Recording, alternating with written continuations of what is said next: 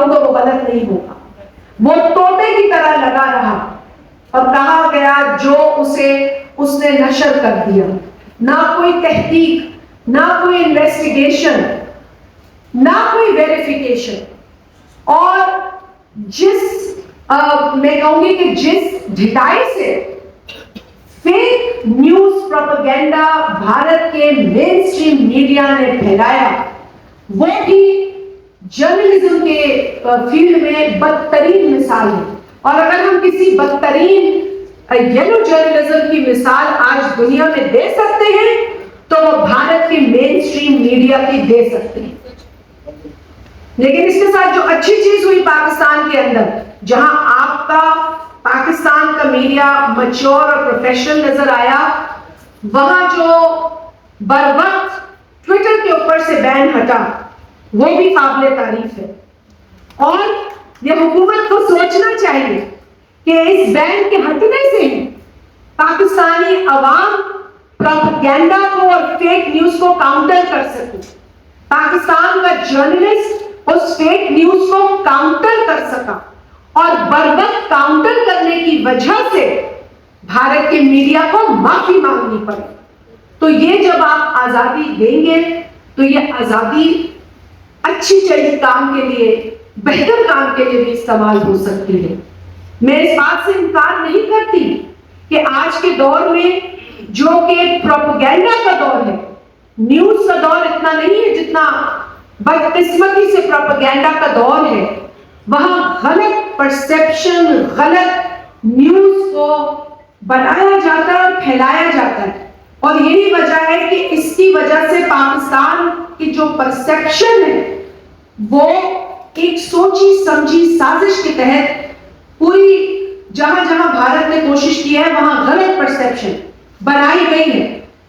بھارت کا اس وقت جو گول ہے, جو مودی سرکار کا گول ہے, وہ پاکستان کی غلط پرسپشن قائم کرنا, اسے مضبوط کرنا ہے. جہاں یہ بھی بتایا جاتا ہے کہ پاکستان میں عورتیں جو ہیں انہیں کوئی رائٹ حاصل نہیں ہے, وہ اپنے گھروں میں بند ہیں, قید ہیں, اور جو نکلتی ہیں وہ سختیوں کے ساتھ اور لمیٹیشن کے ساتھ نکلتی ہیں. تو گاڑی چلانا تو بہت دور کی بات ہے. انہوں نے تو ایک سٹون ایج کا ایک منظرنامہ بنایا ہوا ہے کہ یہ ہے پاکستان کی عورت اور یہ ہے پاکستان کا معاشرہ. میں سلام پیش کرتی ہوں پاکستان کی ان آوازوں کو جنہوں نے بھارت کے اس غلط پروپیگنڈا کو ایکسپوز کیا ہے, ہر لیول پر, ہر سطح پر ایکسپوز کیا ہے.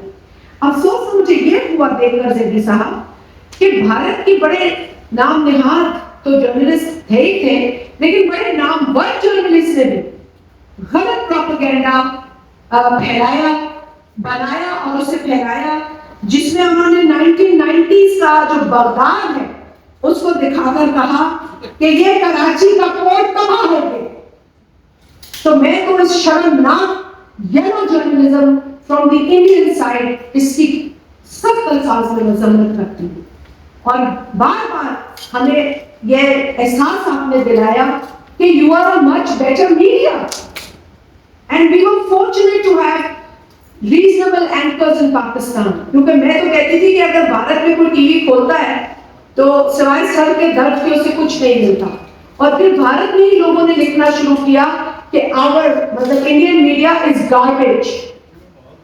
تو یقیناً آپ کو اتنا بکنا نہیں چاہیے جب آپ اصول کی بات کریں.